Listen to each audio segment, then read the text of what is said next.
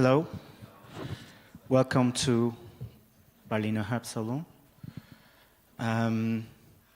We have here today's artist lecture related to a work of the exhibition, the Beer Swap project. It's a little bit hard to find in the canteen, but I think the idea was to kind of have it placed in a crowded and an anonymous place, but it's also kind of an online project, and it's about swapping CVs, biographies, and information about past experience. And it's a kind of project which displaces the subjecthood, the sense of self, and the fluidity of personalities. And therefore we find it quite in reverberance with our concept, the leading motif of disintegration. Today we have two speakers who will somehow reflect and depart from this work, I hope. We have on our left Natashkan, and on our right there's Ashkasha, and they're gonna do a presentation. Thank you.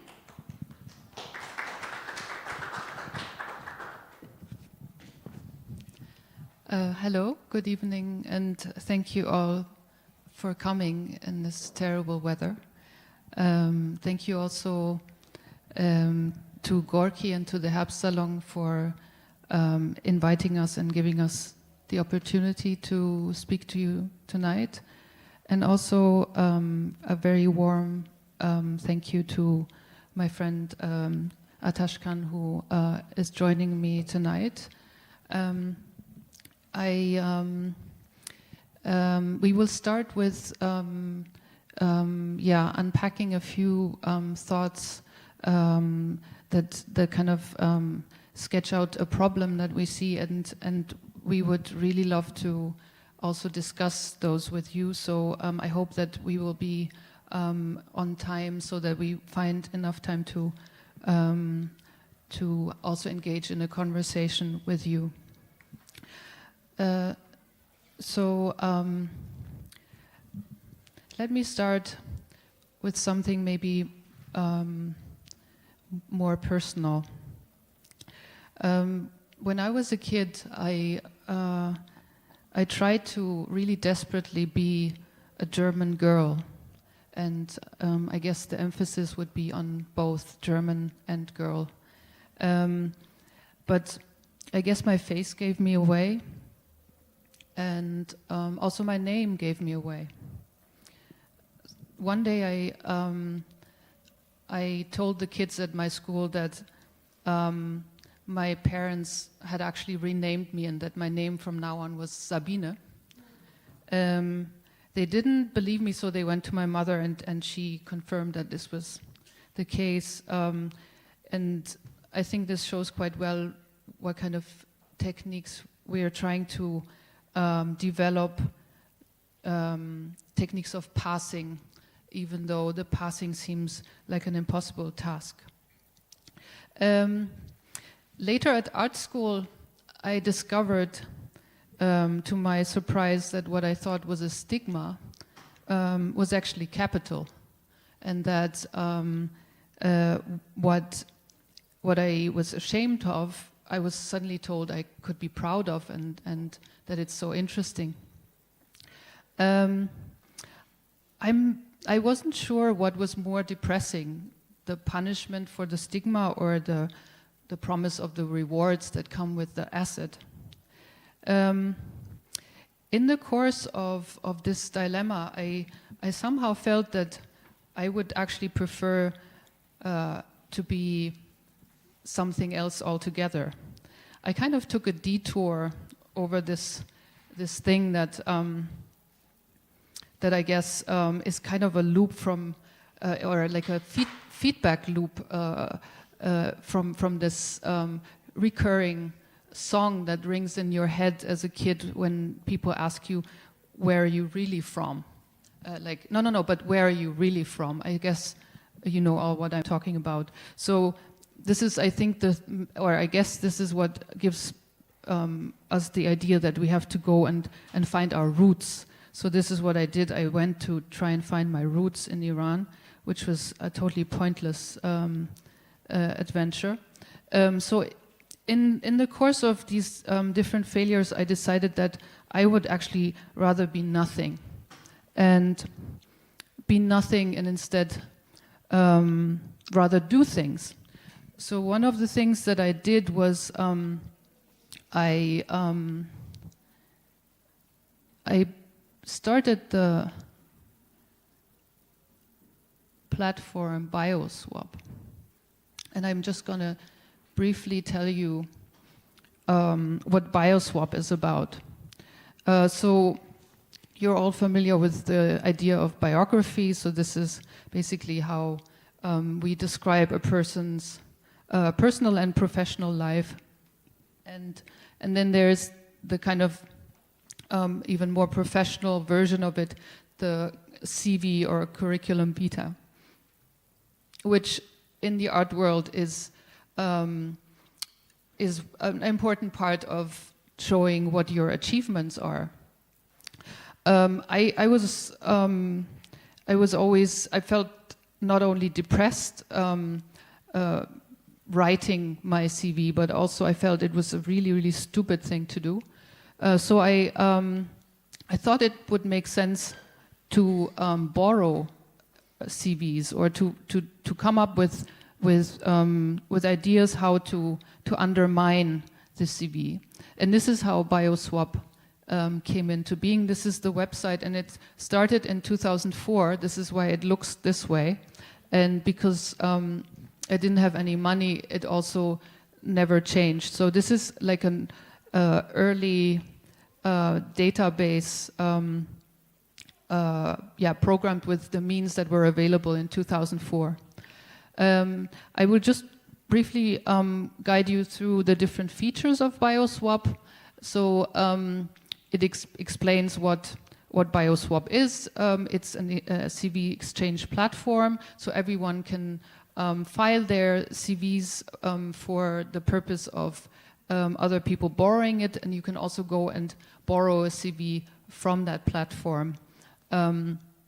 You can also assemble a CV for the, if the purpose is more that you have to kind of get rid of ugly holes in your CV, or times when you were depressed or you had other things to do, like for example making money, then you can fill up these gaps also with the assembly part of the of this website. So this is where you put in your bio, and this is where you choose bios, and then you can also file when you want to make your institution or your event available for people to put into their CV as filling these gaps that I just talked about. So these are institutions or events that provided their name to be put into your CV. So the reason why there's these two features, the borrowing and the assembly, is because in general I think the borrowing would serve kind of a devaluation of the CV, which I think is makes a lot of sense. But then I know that we all are also dependent on applying for funding and residencies and all of these things. So this is where the assembly part comes in. So this seemed to make sense for a while, to kind of devalue the kind of authenticity and kind of script of what a CV does and what it stands for. But then it became more complicated because Google came into the picture. And what happened since is that that Google is becoming more and more a replacement of what the CV used to be. So today, I think this is not only true for myself, but it's you probably can confirm that you would Google someone before you check out their CV. Maybe you wouldn't even go that far at checking their CV because in Google you find everything that you need. And what happens in Google? It's a different. There are different agents. It's not just you who compiles your profile. It's different agents. It's people. It's institutions. It's algorithms, and it's also you. So there's a mix of all of these that put together a profile of who you are, or what you present as a kind of personal and professional personality. Then there is another problem that occurs with websites that gather your information, and this is something where I eventually failed to. Yeah, I didn't have an answer to this because websites like artfacts.net, for example, they have algorithms that kind of gather all this information from Google and they put it back into CVs.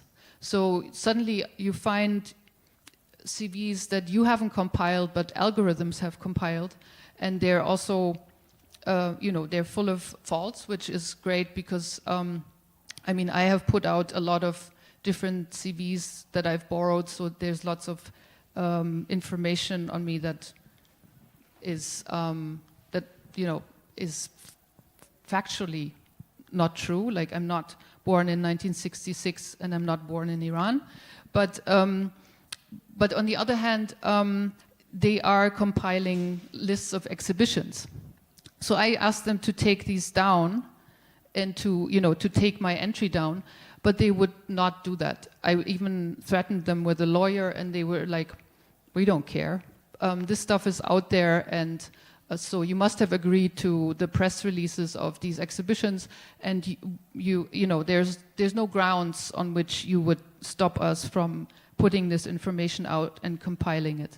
So this has been something that I haven't found a response to. Because I think Bioswap is not the response to it. Bioswap is a response to one part of the problem, but there needs to be new responses, and this is something that I've been discovering again and again, that we find tricks or we find techniques that work for a short amount of time, and then they're overwritten by something, and we have to reinvent or find new techniques. And on top of that comes, especially this year, a kind of a very heated debate over what is called appropriation, or also the kind of claims of identity that have become so complicated on who is allowed to claim what identity, or who is allowed to be what. One case that I feel very emotionally with is the debate on Jimmy Durham's identity, whether or not he is a Cherokee, which he himself claims, but the Cherokee Nation says he's not. And this is where a lot of things collide within one question of whether this is about a neo-essentialism, or whether this is about a struggle of a minority, or a struggle of a people that have been facing so much injustice, and they have to make claims in the name of their struggle, but also the right of a person to complex personhood, that they can reinvent themselves, not in the sense of blood, but in the sense of who they want to be. So I don't think there's a easy answer to this. It's a field of problems, and the problem kind of continues into the field of social media practices.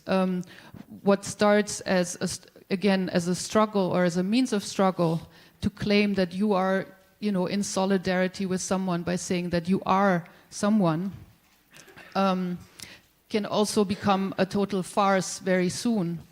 When the people who claim, or the kind of scripts that are at play in claiming that you are someone, becomes so partial. This, of course, is, if you remember the Je suis Charlie performative act of the world leaders.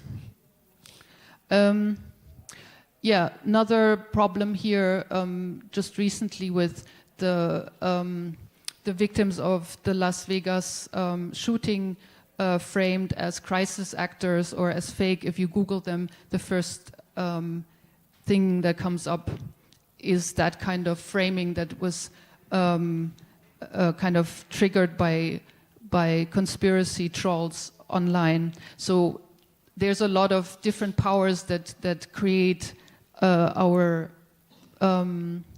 image or our identity. I'm just going to play a very, very kind of short excerpt of 2 videos from this complication. I am not Trayvon Martin.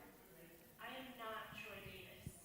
And to the middle-class, white, socially concerned activist who wears a shirt emblazoned with those slogans, you are wrong. I know you wear that shirt to stand in solidarity with Trayvon, Troy, and other victims of injustice. The purpose of those shirts is to humanize these victims of our society by likening them to the middle-class, white activist wearing it. And once we've humanized the victims, this proves to us the arbitrariness of their deaths, and thereby the injustice at play. But the fact of the matter is that these men's deaths are anything but arbitrary.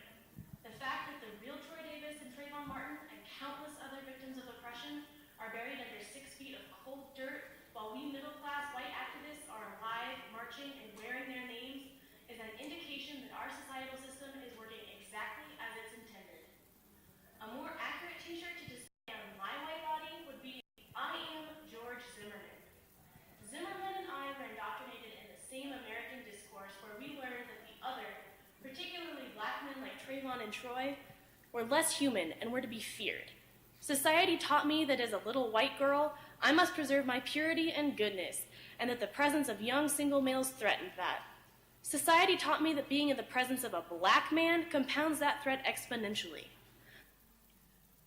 So this would be one aspect of this complication of critical whiteness, and then the other one I would just like very kind of broadly frame under the meme. This is one particularly awful meme by Anish Kapoor miming Ai Weiwei, miming Gangnam Style.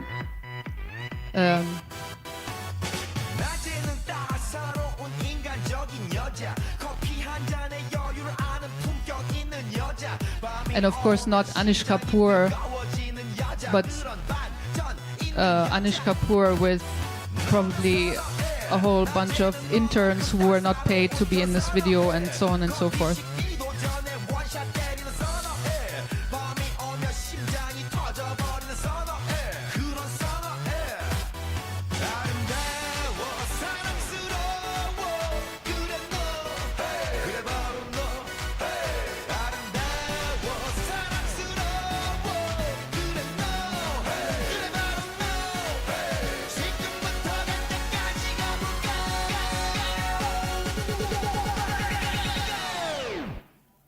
Yeah, so I find it, I don't know, nauseating to think about who is who in this meme. So there's a few things that come together. One is that it seems that there's kind of a logical loop that that keeps us busy in this thing that we've learned, that race, gender, and nation, and these categories and hierarchies are socially and historically constructed, and at the same time that they feel very real. And then again we remind ourselves, but they are socially constructed, but again they feel they are very real, but again they are historically so like where is the moment of when we can leave this loop, and when a transgressive motion or a transgressive practice can be developed. And then, and this leads me to over to Atashkan's also presence here, and to your contribution, because we have been talking a lot about visibility and invisibility, and you so beautifully observed that this is such a big thing in emancipatory movements or in liberation struggle, that we're trying to gain visibility, and you pointed out that we always talk about this fact of like becoming visible, but who is actually the one who is looking? Like, what is the eye that is looking at us, and that we are at the same time so scared of disappearing, of being invisible, and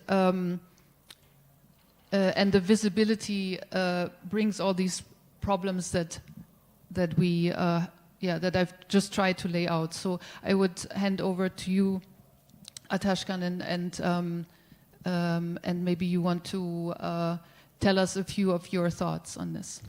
Thank you, Natashkan.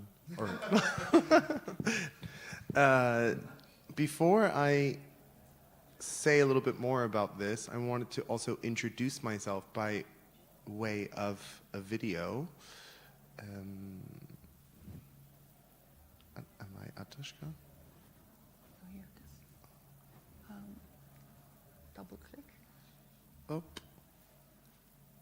If you double click it, it's not. no. right. I think my fingers are not. Okay. So I'm going to play this video, and then afterwards I will say a few words about it. Do you want to maybe open it in just preview? If you Yes. just click on this, Okay. and then you click Hello. on Please let me welcome you. Everybody is welcome. My name is Ashkan Sepafand, and I'm a research fellow here at the Schwules Museum. I responded to a call encouraging post-colonial perspectives on the institution, its practice, and its archive. My position was made possible by a grant from the German Cultural Foundation, which I'm very grateful for. This is the first time in the museum's existence that someone receives a fellowship to examine its collection and its history under such a particular lens. Again, welcome. I am a queer person of color, and I identify primarily as an artistic researcher. In fact, I'm flattered to be on display, as well as to display. I've worked for more than a year on this project. The resulting exhibition can be seen in this room that you have just entered. The museum also features other exhibitions simultaneously. If you would like to know more about these, please feel free to ask the staff either inside the galleries or at the welcome desk. Again, welcome. If I am welcome here, then so are you.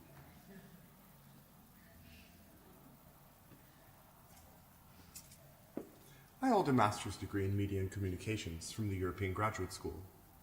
In the past, I've worked as a research fellow at the Haus der Kulturen der Welt in Berlin, as well as an independent curator, artist, writer, and lecturer at and with various institutions and publishing houses.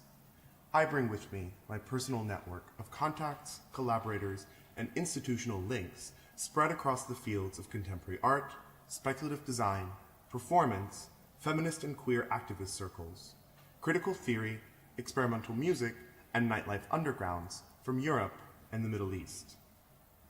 Even though English might come across as my first language, I've only spoken it since I was 5. Ich spreche außerdem auch fließend Deutsch, و در ضمن هم کاملا فارسی بلد هستم حرف بزنم و بنویسم. Et mon aptitude linguistique en français c'est très bien. و بحكي عربي شوي. I recently applied for German citizenship. My application is currently being processed. Welcome.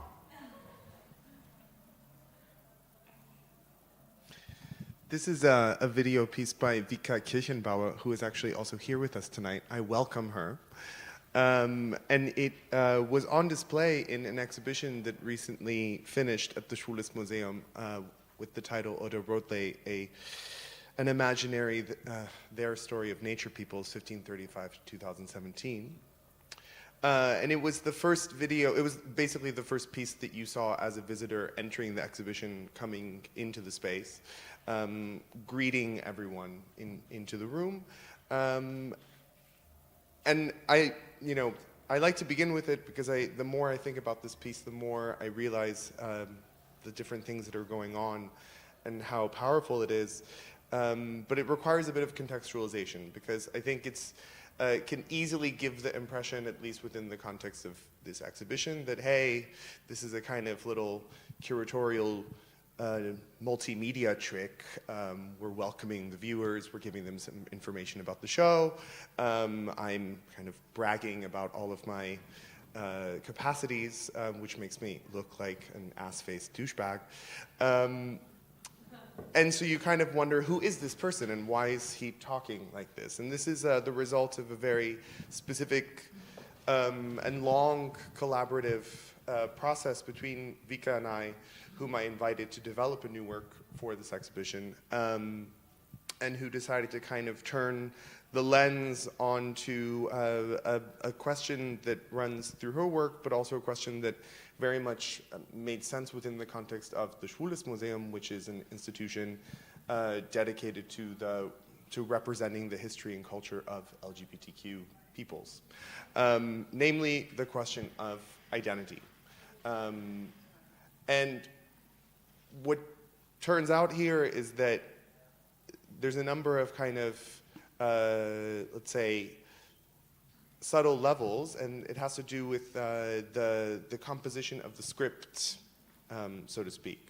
So the video itself draws from primarily 3 different documents. One of these is the official project description that was announced that I also applied to,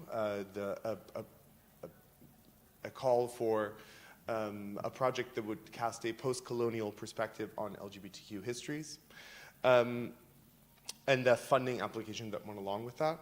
The second document that Vika referred to for composing the script was my actual job application letter and my CV, what I submitted to the Schwules Museum in order to receive the position. And the third document, which informs the kind of official language in all of this, is the material that you find online on the Schwules Museum's website, namely its mission statement and its self-assessments. So you have here basically 3 different registers of language.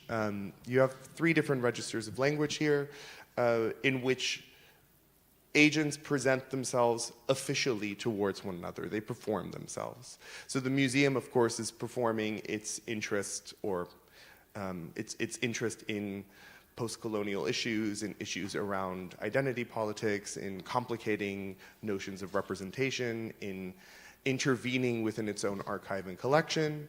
At the same time, I am also presenting myself in a very specific and strategic way, of course within, at the time when I wrote the application, within a kind of the safe space of the application process, right? So we all know that we sell ourselves in order to get certain opportunities. And of course, knowing what kind of project this was, I highlighted certain aspects of myself, namely being a person of color, being a queer person, which under other circumstances I wouldn't necessarily highlight, knowing that this could give me a strategic edge. So what ends up kind of happening here once you reveal and expose this apparatus And what I find quite striking in this work as a way to kind of think about the complexities involved in questions around visibility and identity is that it's not really such a black and white relationship. That there is a degree of complicities and complacencies on hand between all of the actors in the field, right? So, you know, an institution such as, let's go back to the concrete example, the Schulesmuseum, there may be certain people at the institution that have a legitimate and honest interest in a project about post-colonial theory. At the same time, an institution has to manage to secure its funding for its programming. And there, of course, every couple of years or so, a general kind of zeitgeist of themes that are, for lack of a better word, more trendy than other themes, which one can also strategize and say, hey, well, actually right now everything is about post-colonialism, so if we apply for a project about post-colonialism, we have more of a chance of getting money for it. This is not to be cynical, it's also to really be pragmatic, that there is a mixture of this, you know, evaluating what would work and what wouldn't work, and kind of honest interest. And at the same time, myself, I also can sit here and unpack all the problematics of this, but I also participate in this game. So I'm also part of it, and therefore there is a degree of reciprocation, which is actually more related to kind of the conditions of labor and the production of value that we are all somehow subject to in order to simply survive, or to kind of create the conditions in which we're able to express ourselves. And as a kind of good example of this, I want to share with you another behind-the-scenes document, which is an email exchange that I had with Vika. And I'm going to read you a little section of it. This is in response to when I first received the official script. As we were preparing to shoot the video, I received the script, and we had a bit of an exchange, a back and forth, where I was asked to kind of go into it and modify things and change things that I felt would be appropriate. And I kind of went a bit overboard with this, and immediately, you know, I saw the script and I said, wow, like I look like such an asshole, and I really don't want, I want to kind of smoothen this out, and I also want the critique to be a bit more direct towards the institution. And when I sent back my edits, Vika responded very politely and very understandably so, but basically saying, no, we're going to kind of go back to the original, and here's why. And I think there's a very beautiful point that is made here. So I'm going to read starting here.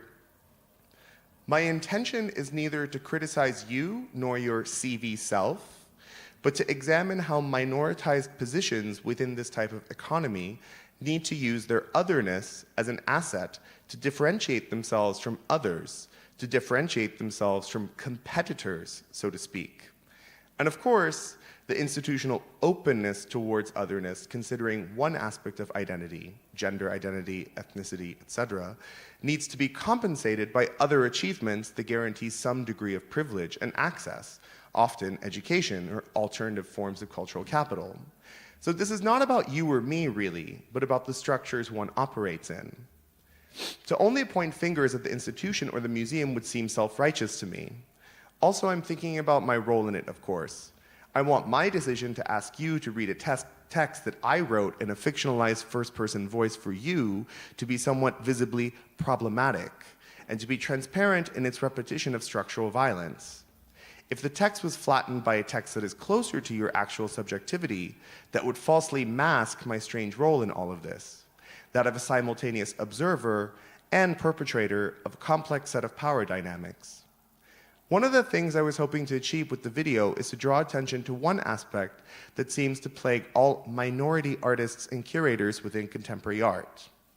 However much we try to resist and problematize representation, all readings will always be relinked and reduced to our identities.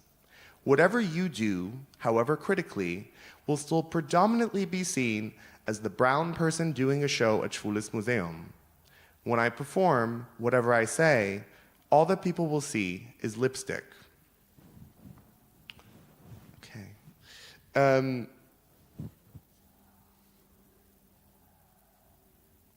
So I think there's a few things that come out also in this email, of course, complicating the set of complicities and the complex relationships in which you can't really point fingers and say, okay, where is this all coming from?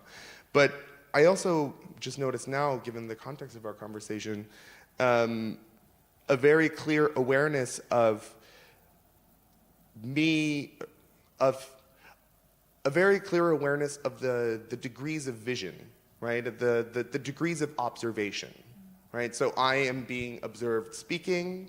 I am flattered to be on display as well as to display.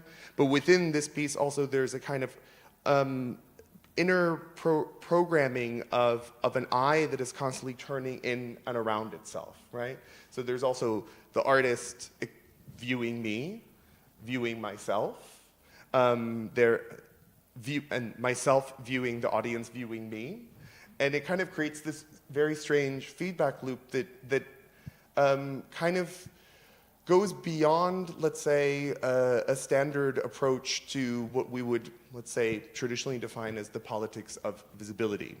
And this is something that lately, the more that I've been thinking about, the more I'm getting somehow concerned with, because it relates to a kind of deeper problem that I have, where I look at, let's say, histories of liberation and emancipation. I look at, the history of gay liberation, sexual liberation. I look at, just revolutionary scenarios from the Middle East. I look at different forms of activism today, and I see that there's basically a moment in which something stops working. And I wonder why there's this failure, so to speak, right? At the same time, I also see that there is, especially within minoritized positions, there is this insistence that visibility is what gives you power. That you go out there and you show yourself and you claim agency. Depending on the situation, though, it's like it's also. I find that there's different techniques at play depending on where you are. Like sometimes you would still suddenly switch to the technique of passing or to invisibility. You would rather be invisible in certain situations, as they might be dangerous, and in others you would then suddenly try to gain as much visibility as you can. Yes, right? I mean, I'm thinking now more in the historical circumstances of where the politics of visibility comes from, in which visibility is equated with exposure and transparency, in basically kind of making your demands and making yourself clear from the very outset. And as you kind of already mentioned, I realized that there hasn't really been a problematization of the eye that is viewing what is being made visible. Or let's say it hasn't been seriously considered what happens when that eye sees you. And thinking of it also in terms of, let's say, society of control and surveillance, and the self-administration of this surveillance, in which this eye no longer, in which this eye, of course, is always looking, but no longer needs to look because you just show. It makes me wonder that maybe this is kind of part of the problem, that the question of spectatorship and the question of the observing eye and its role has not really been kind of deconstructed for what it is.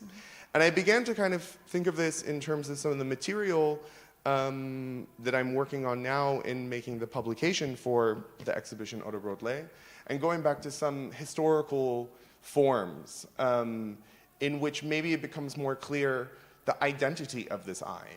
And so I wanted to kind of share with you now a couple of things here. So just to remind ourselves, as the technicians reminded me before, that because this is being streamed as well, that we have to always speak into the microphone. So in case you were wondering, also I would invite you again to speak into the microphone. Thank you for reminding me to speak into the microphone. I'm getting very excited by myself, so I forgot. So I just wanted to share this little page here with you. These are notes that my assistant, Saida Mahali Assad, made, which I really love the aesthetic of it. But it's kind of her working through, let's say, a general image politics and realizing what happens in this notational form when an object enters a collection. And so basically what you have here is that with the establishment of a collection, this involves a detemporalization and a despatialization. So an object is removed out of space and out of time, right? It is put into a kind of fictional neutrality. Then what happens is a semantic transformation of this collected object, that is, the meaning of the object transforms, enabling an expert to come in to clarify and to interpret. And then Saida kind of puts here in parentheses, this is material appropriation, which I love as a term. Then comes that these meanings are turned into value because they become the property of those who possess them. Thus, objects, through their interpretation, become representations of property. They enter an economy of exchange. And then finally, the specific view of the object is therefore predetermined by the material conditions that make seeing the object as such possible. The gaze and ownership, the gaze and knowledge, vision and objectivity. And so when I share this as a kind of very abstract theoretical intro, but this goes back to this question of who is looking and what happens when that eye sees you on the street showing yourself and exposing yourself, you are captured. And therefore, through that capture, you're perhaps paralyzed because there's a set of representations that happen. And another very helpful thing that I kind of came across, which shows the historical continuity in which this gaze is constructed, is I was doing some research on a genre of a popular literary genre in Germany that was quite popular from basically the late 1700s up to the mid 1900s, called the Sittengeschichte. And I won't really get into the details of that, but there's an article here kind of describing the history of this stuff, and it originates it back to... Can you see this, or should we... Should I zoom in? Yeah, maybe you want to zoom in, because maybe from the back it's not so easy to... Yeah. You can just open the window a Yes. bit more than... Yeah. Yeah, I think... Is this better? Yeah. Okay. So this is a kind of takes all this stuff back to the Enlightenment and to Diderot's encyclopedia. And there's this little description about the encyclopedia itself, which I think is quite useful to read together.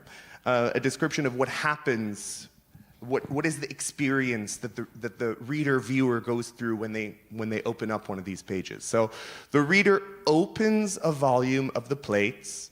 He sees a machine that whets his curiosity. It is, for example, a powder mill or a paper mill, a sugar mill or a silk mill.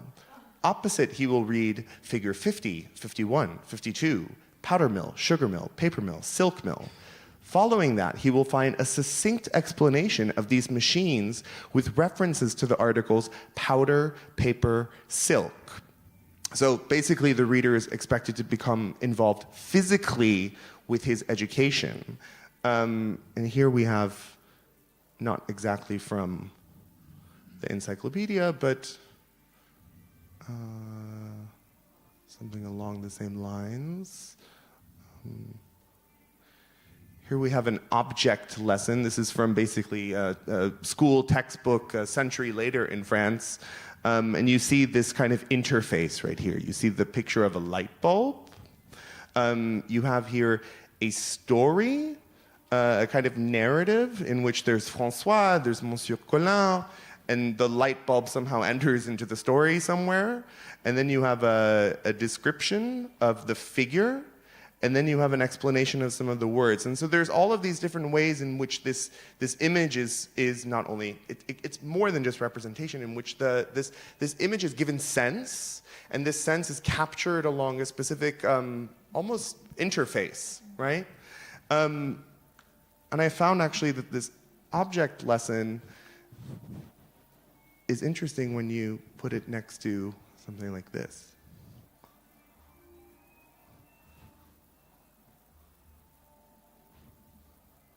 Yeah, it's structurally it totally resembles. Yeah. Yeah. But this is what was going through my head the entire time since you've been talking about the objects, because it seems so much that in these techniques of making oneself visible, there comes this this kind of blurry line between subjecthood and becoming object, or like maybe you're both at the same time.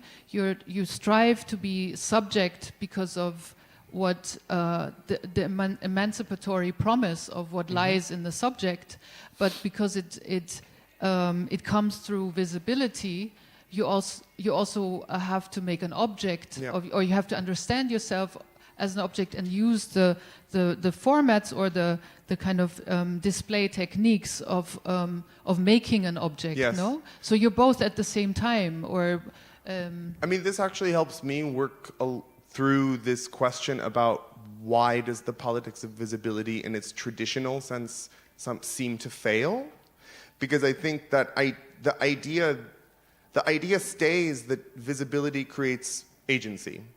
And it doesn't kind of it doesn't deal with this contradiction of the necessity of objectification and also the inevitability of objectification, because in the end, what kind of this historical research proves, this encyclopedic mode, this productivist mode, this basically this inscription of our sensual capacities in which vision and knowledge are basically seen as one and the same, it creates an eye which can basically be said to be the white bourgeois eye.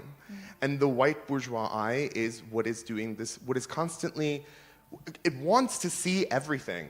And in that seeing, it wants to own those things and to place them into a particular place. But right? isn't the white bourgeois eye something that operates maybe in a similar realm as the young girl, as not being like necessarily a white bourgeois yes. Body or embodiment, but it comes in so many different bodies. No, and sometimes I feel that this eye. I mean, maybe it used to be some sort of like external eye. That we were trying to. I was also thinking of how you mentioned the knowledge and visibility, how they belong together, and I was thinking of acknowledgement. And acknowledgement is basically when we are seen, or when we feel that we are being seen, we are being acknowledged. So what is. I would say what is the confusing part of it is that it's actually us ourselves who are embodying this I. Yes. No, it's not external to us. Yeah. It's somehow we're all reenacting or enacting it. That's how at least it seems to me. I mean, I think it's quite helpful, as you say, to be aware that these qualities that or the characteristics that one can use to describe this I are simply affective. They're not actually material. They're the affects of certain power dynamics, and that allows this I to also morph in very strange and uncanny ways.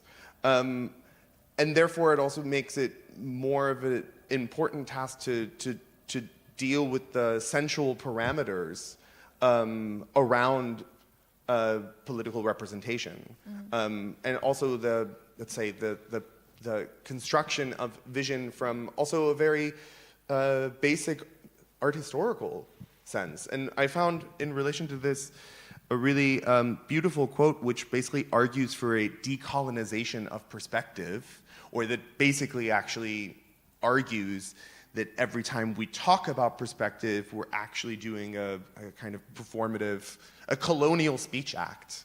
And I will share that with you. This is from, and I think I probably have to zoom in on this one a little bit.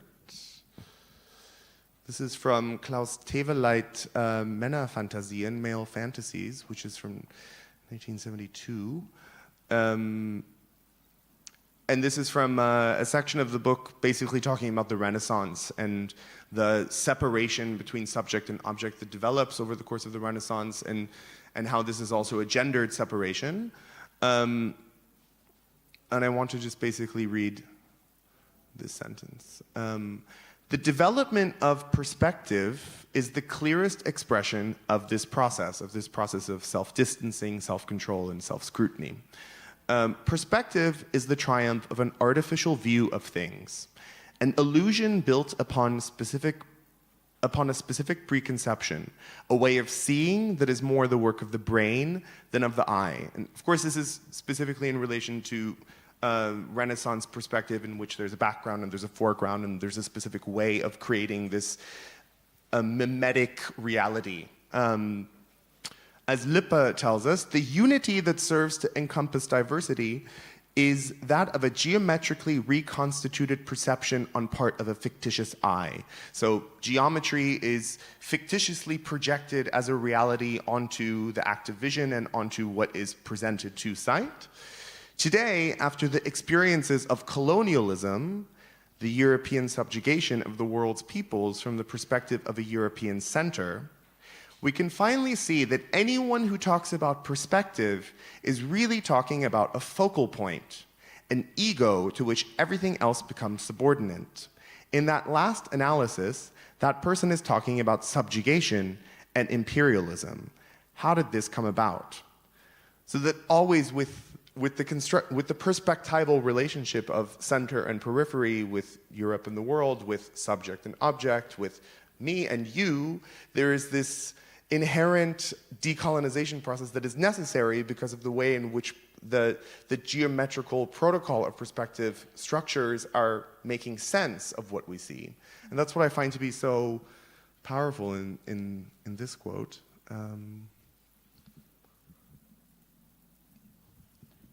you leaving the Google search open on purpose to bother you? Well, I don't associate with it, but just saying. I will close it. I also, this is going to be a bit of a little improv now, because I read this article this morning, and I found it to be quite helpful because of some of the things that it actually interlocutes with what we've been talking about. It is, I just put this image up as a kind of backdrop. So I came across this article called Reading Things by Gordon Hall, who is an artist. I'm not familiar with her work. This is the first time I'm encountering her work, but the article was written in August 2016 in response to the House Bill number 2, which was at the time trying to be passed in North Carolina, which was basically referred to as the bathroom bill. It was a bill that would prohibit municipalities in the state of North Carolina from passing policies intended to protect LGBTQ people. But this was specifically in relation to the bathroom scandals. And Gordon actually, in relation to this very real set of political situations, refers to the object lesson, but in a way that struck me as quite surprising. And I want to actually read a little bit from this. Okay. I propose something called reparative objectification, in which we collectively counteract the damaging effects of being objectified through mutually objectifying each other, interfacing with one another as bodies, but doing so in a way that supports rather than tries to destroy one another. I found myself thinking about some other reparative process, one that countered this kind of damaging objectification with an even more powerful kind of objectification. I wanted us to treat each other like objects in profound affirmation, to learn to see each other, to look at one another as bodies and say yes. I want to propose the possibility that our relations with objects themselves might function as a means of remodeling our own often fraught bonds with the materiality that is our own lived bodies. And I like this because it helps me to kind of, and I don't really have the words for it yet, but I'm trying to figure out what is the, let's say, alternative to a form of a politics of visibility which actually still shows but doesn't expose, that maybe actually shows something that is not meant to be understood. And I like that there's this kind of intimacy in this reparative objectification, because it's not so much making an object of myself for them, but for us. That there's a kind of intimate there's basically a set of circles, right, in which some people will get it, and it's meant for a specific set of eyes and senses, but not for everyone. And I like this repositioning of object and vision, not as a kind of universal or as intended for a kind of a general view or a general consumption, but as maybe even a form of concealment or a kind of making opaque, right? In which all of a sudden a sense of mystery is gained or regained that actually empowers. So that's kind of what that leaves me with. Yeah, one thing that strikes me is that it kind of completely shifts away from subjecthood, no? Like subjecthood in struggle would be, at least traditionally, would be what comes with the rights, right? I mean, you have to become a subject in order to have rights. That's what we're taught, and subject means being a subject of, but also subject to. So you're also subject to power. So the power acknowledges you, but it also can punish you, or it can, you also experience the violence of the power. So this objecthood, the reparative objecthood, it reminds me more of like giving up this strive for sovereignty, maybe more an unsovereign form of experience or being together. I wonder, because I'm also trying to keep the time, whether I think we could open it up. we could maybe ask also your thoughts on these things that we've been raising. Did you want to add something before we? No, I was also going to suggest that we open it how up. about we add to this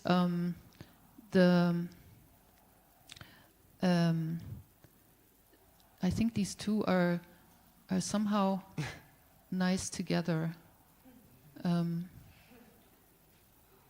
don't know if I can manage to put them both. Maybe I'll make it a bit smaller. Yeah.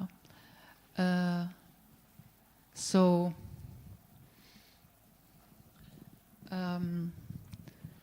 We're very open to your comments. I don't know if we have because of the streaming, if we need another microphone for this, Erdan, what? So maybe you, if you have thoughts, it would be nice if you can also share them using a microphone.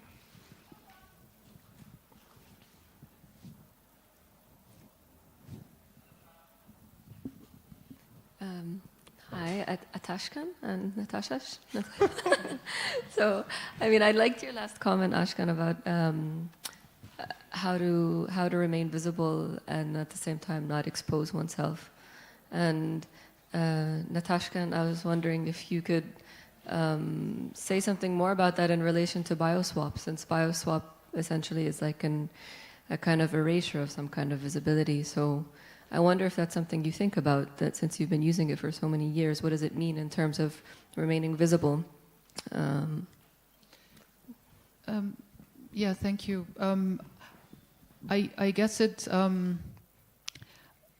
until this new challenge came about that I described with Google, it granted this possibility of visibility with combined with opaqueness. You mentioned the opaqueness, so it felt as if it was possible for a moment in time to respond to the visibility regime by kind of putting maybe a mirror, like, you know, as if you create a surface for the visibility request by just putting a mirror, so that the eye sees itself. So there is an opaqueness in this mirror loop by not creating this authentic image, but of creating a devalued or like a pointless image. But as I said before, I don't think it works so much any longer. And in response to your question, I mean, I'm still thinking through what it means and what practices there are for it. I mean, I'm very much thinking in a very specific context of, let's say, gay politics, which I wouldn't even name it LGBTQ because I would just speak of it, what it means for myself as a gay man, in which everything seems to be on a public level exposed, right? So this is who we are, this is how we live, this is what we want, we're just like you, we just love differently, blah, blah, blah. And I kind of actually am interested in, let's say, reclaiming a certain radicalness by saying, no, actually, we're not like you, and I don't want to explain why. You know, I don't want to, and this, of course, can translate into other forms of, let's say, identitarian in framing, in which you were constantly put in this position of being a representative of who you are, a Middle Eastern person, a woman, a disabled person. Tell me, let me learn, show me. And I think one step towards this kind of being visible but not revealing is saying, I'm not going to tell you, or that I'm actually going to maintain a certain degree of mystery around this that you may have to work for, or that maybe you just can't understand and you don't have to. And that's, I think, my own personal thing around it, of this, let's say, universalist lie of democratic access for everyone about everything. And I just think that it's a bit, it makes things really sloppy, right? Because we don't have to all understand everything about each other. And I think that it's interesting to maintain those differences somehow.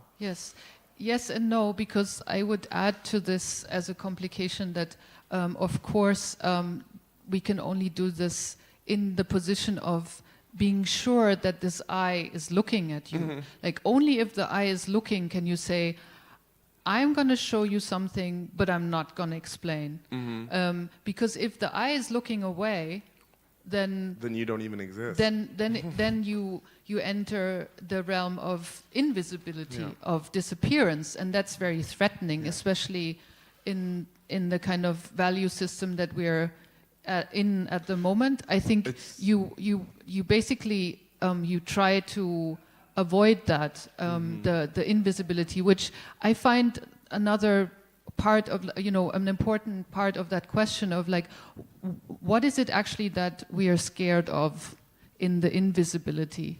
Like when we talked yesterday, I opened Terre Temlitz's website because I was looking for a text, and there was a big disclaimer that Terre, I don't know if you're familiar with, like a sound artist that I've been following for a long time, and she lives in Japan now. She put a big disclaimer on her website saying that nobody should upload her stuff on YouTube, or on any other social media, because she herself avoids these platforms and is not a user, so she cannot intervene and not make comments. And she thinks that the type of practice that she is involved and engaged in is not made to be put on these populist, and she calls it populist platforms, because it's actually meant to be small, it's meant to be minor, and it's meant to be for very, very specific situations and people, so that it should not come into the hands of homophobes or nationalists or people that she just doesn't feel should be using this material. So I was actually like very moved by that, and at the same time I was already negotiating in my head, it's tricky, and at the same time I think there's also something that needs to be considered in that realm of like, what does it mean that when we actually fight for invisibility? Mm-hmm.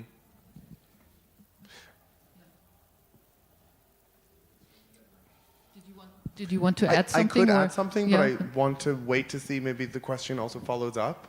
I don't know.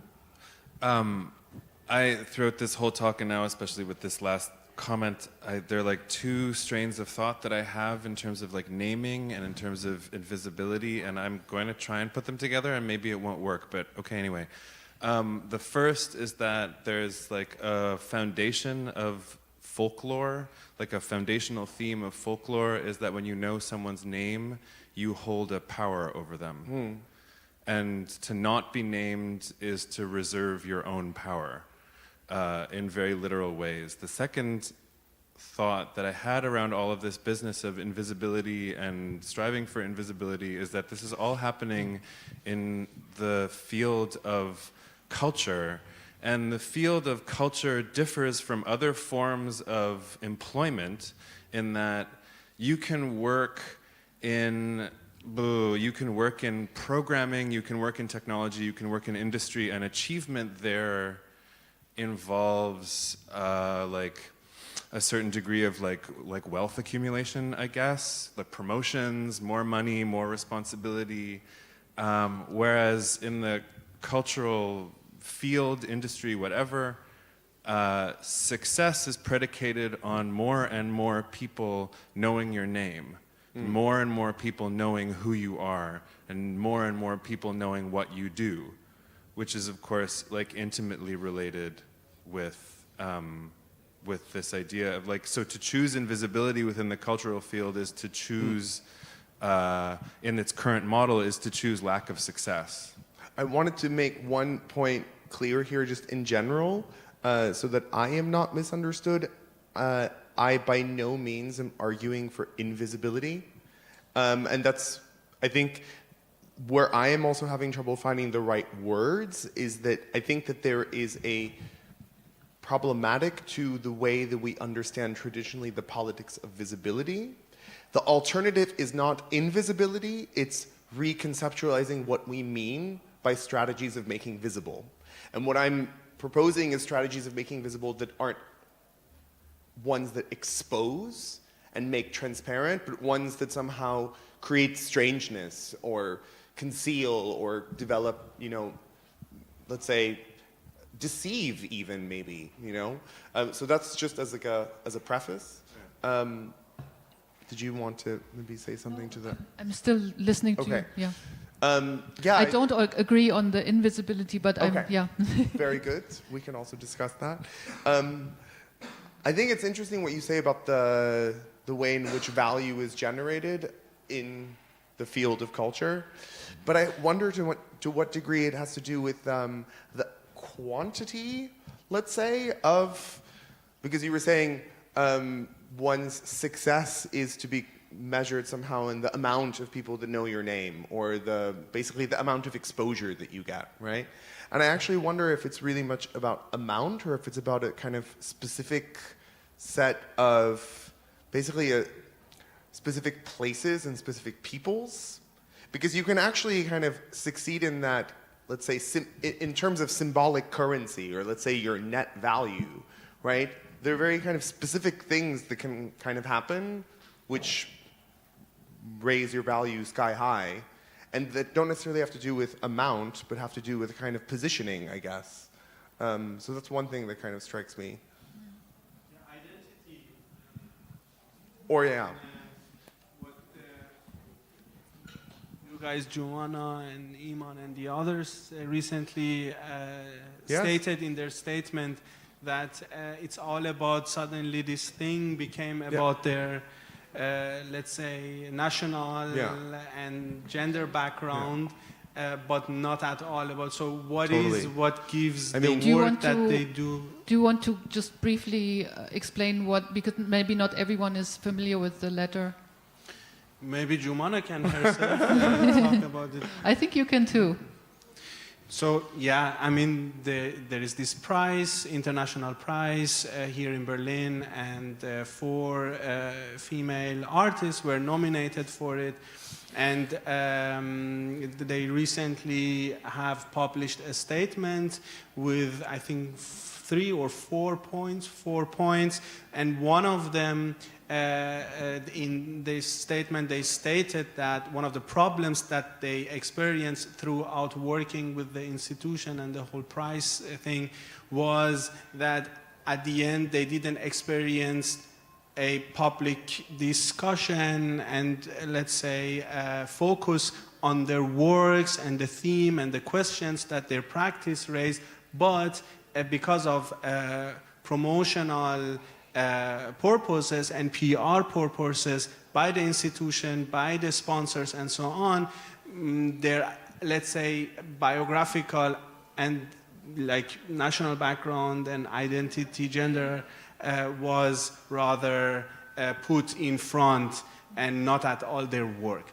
So I was, throughout the talk today and the discussion, I was also thinking the same, that yeah, we are speaking here in a very specific field, which is culture. And then I agree with you, Ashkan, that it's not necessarily about the quantity, that it's about, if you have certain identity, the value of your work. And how you position that, if you're also willing to position it. I mean, we were joking around the other day in our preparation where I said, you know, if I had spent the past 10 years really overemphasizing being gay and Iranian and how scandalous that actually potentially could be, and make even, you know, like bullshit work about it, right? And make it a kind of, to give commentary and opinion about what it must be like there for homosexuals, I'd be super rich right now. Yeah. I mean, it is, Damn. Missed opportunity. It is also You can still do it. I can still do it. So. Yeah, but Yeah, I think sorry. you interrupted. I'm sorry. No. Yeah. I had also, maybe in relation to that, I had also some thoughts, but I don't know how to connect them now. Recently, there was a talk also here. I think it was the opening program, and one of the panelists was speaking about the dilemma of Selbstbestimmung and Fremdbestimmung, which means in English like a self-definition and Self-determined? No. Self-determination. Yeah. self-determination and Fremdbestimmung, like Someone else determining. someone else. And that we people, we are actually now coming out of the context of culture and art, but we people, we are actually always in this dilemma of Selbstbestimmung and Fremdbestimmung, because in one hand, we want to remain true to our complexities, true to the process the identity process, but at the same time we want to belong also. You know, we need also, like, you are Iranian, part of you, and part of you is gay, and so this is what also defines you. So to some extent we also want to belong. We also want to try to define ourselves through the outer space that is part of us. So this is also something which is another problem, I think, to the discussion, but it's more about, like, it's a more like individual, like personal thing that also goes on, which I was also thinking about, and but I don't know how to connect it now to the. I think it's very connected, and it's the dilemma is also quite clear, and it's again, I think it has to do with visibility or invisibility, because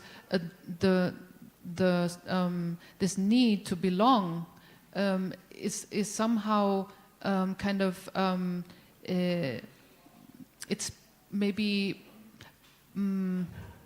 it's kind of polluted with that if you want to belong, then you kind of you expose the features or the parts in which you belong, and the call of you know what I was trying to describe earlier, that you're even if you're not told, you sense that these are assets. This is capital. This is something that you know you could use, and because it's not so clear always that where exactly we want to belong, if we don't put up like very strict borders of, like, you know, if we say if we use a concept from the 20th century of a subculture, of an underground, and say this far and no more. And this is, I think, what Tara Temlitz is trying to do, and like very desperately, like if you fight YouTube, this is like, you know, this is a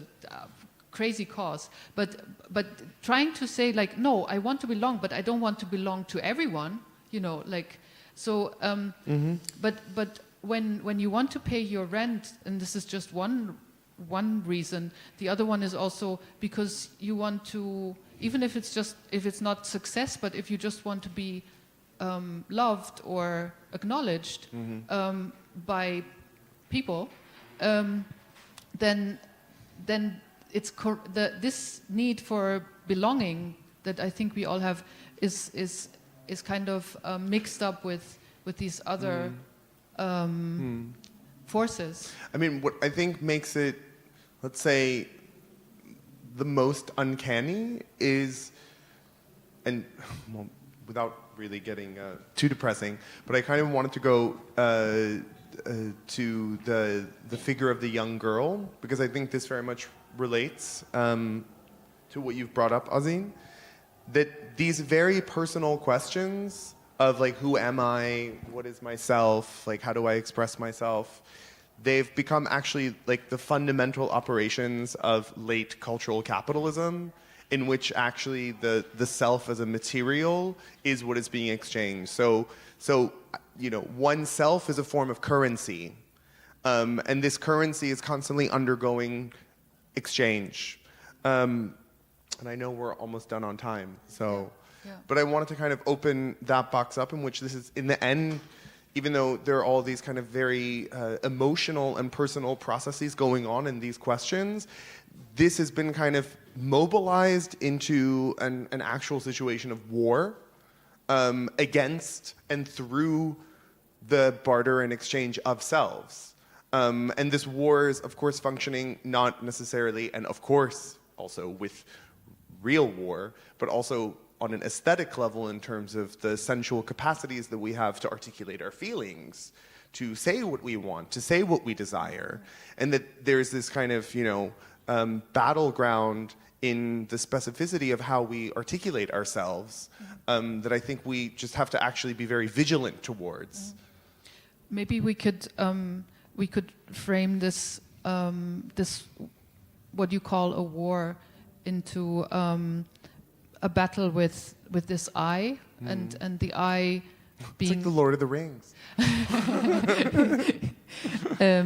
the I being so many things at once, being body or embodied, being technology, being structure, in so many different forms. So I would call for a reverse engineering of this I as a kind of sabotage of maybe, you know, something that you would do when you know, this, what you call a war, when this is going on.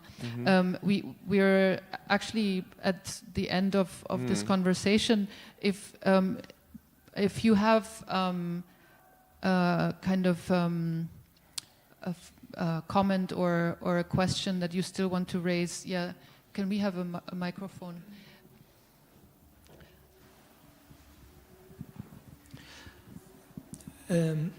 I just want to go back shortly to BioSwap and CV or biography as a form of giving account of oneself, to borrow Judith Butler's very nice book, title of the book. These forms like CV, they are a little bit similar to other forms like confessions, diaries, etc., which has this form of giving account of oneself. In Judith Butler's book, there is this argument that a self